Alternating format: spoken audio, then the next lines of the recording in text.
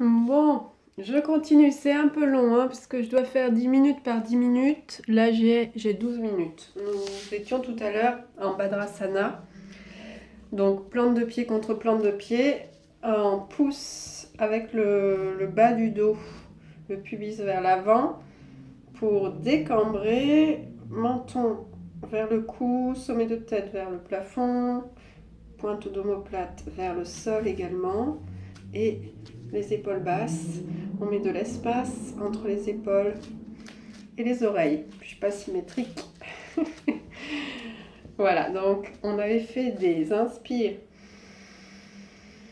Je remplis tous les espaces respiratoires jusqu'au fond du bassin et expire, j'amène doucement les genoux vers le sol.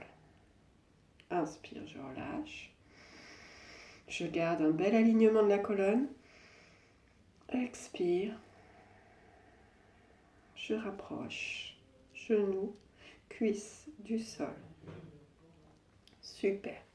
Quand on a fait ça plusieurs fois, on peut attraper son tibia avec le pli, donc tibia droit avec le pli du coude gauche, genou dans l'autre pli du coude et on va aller bercer notre tibia pour régénérer le liquide synovial de l'articulation de notre hanche. Donc ça se passe dans la hanche. Sentez la tête du fémur qui circule dans la cavité de la hanche. Gardez le dos droit, c'est-à-dire le bas de l'abdomen vers le haut des cuisses. Si vous ne pouvez pas attraper comme ça, vous attrapez, vous prenez plus d'espace. Voilà, et vous bercez quand même, tout en essayant de relâcher mâchoire, épaule. Ok, quand c'est fait d'un côté, vous vous repositionnez dans l'axe, vous faites un petit moment d'observation gauche-droite, dans la hanche notamment, dans la jambe aussi, les différences côté gauche, côté droit, puis ensuite on attrape l'autre tibia et on le berce. Et on essaye de garder un dos droit, menton vers le cou. Et ça fait super du bien. Sentez comme ça fait du bien. Allez vous connecter à l'articulation de la tête du fémur, l'os de la cuisse, la grosse boule au bout de la tête du fémur qui tourne là dans la cavité de la hanche. Et ainsi vous régénérez le liquide synovial. Donc le liquide qui lubrifie l'articulation de la hanche. Super. Vous déposez. Vous reprenez Badrasana. Cette fois-ci, vous allez attraper vos gros orteils avec vos index. Vous entourez les pouces sur le dessus. Vous inspirez dos droit. Donc vous amenez le pubis vers l'avant pour étirer le bas du dos.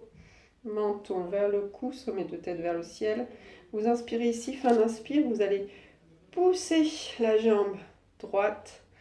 Ouvrir donc pour avoir donc le gros orteil qui est chapeauté, entouré par l'index, voyez, et vous poussez là où vous pouvez.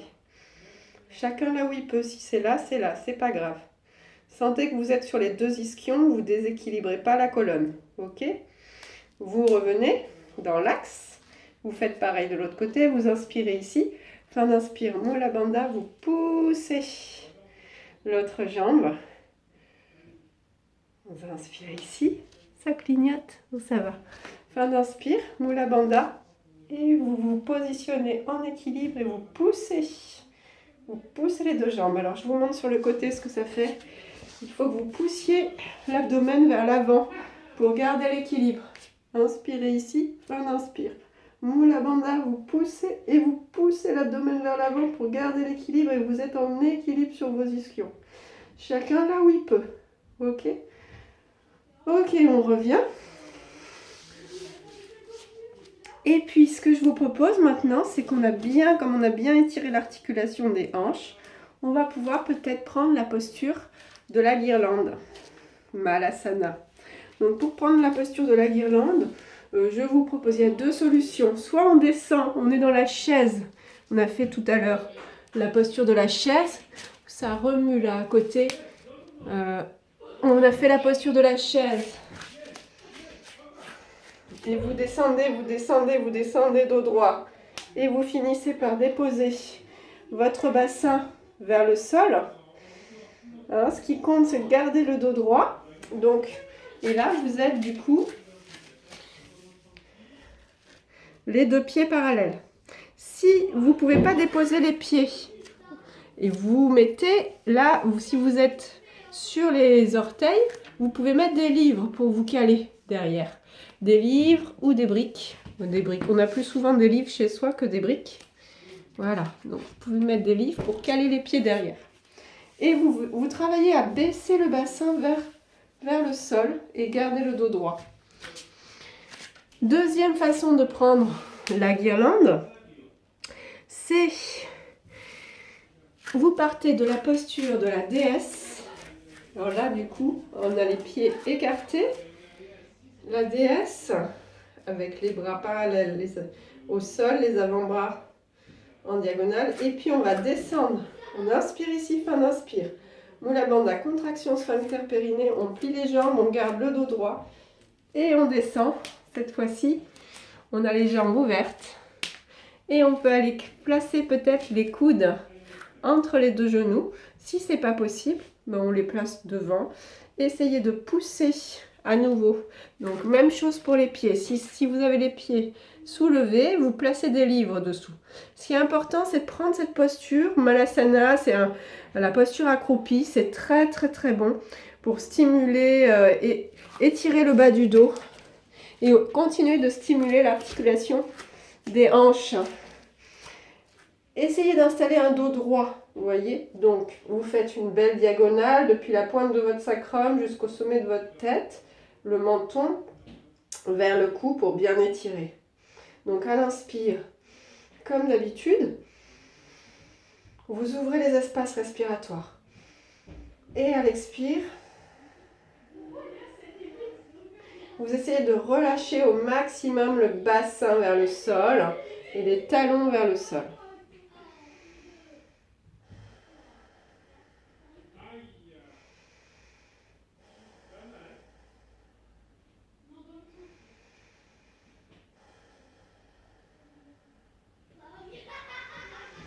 Bon, ça gigote de l'autre côté, coronavirus oblige.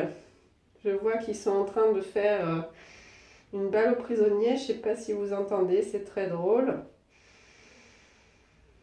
Gardez la posture aussi longtemps que vous pouvez. Et quand ce sera assez pour vous, si c'est possible, soit vous posez les mains devant, derrière, et vous étalez le dos, puis vous allez vous installer au sol.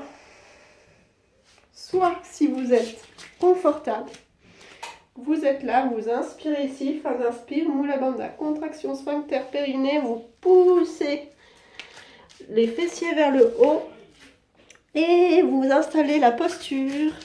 Je me recule pour être bien cadré. La posture de la pince debout.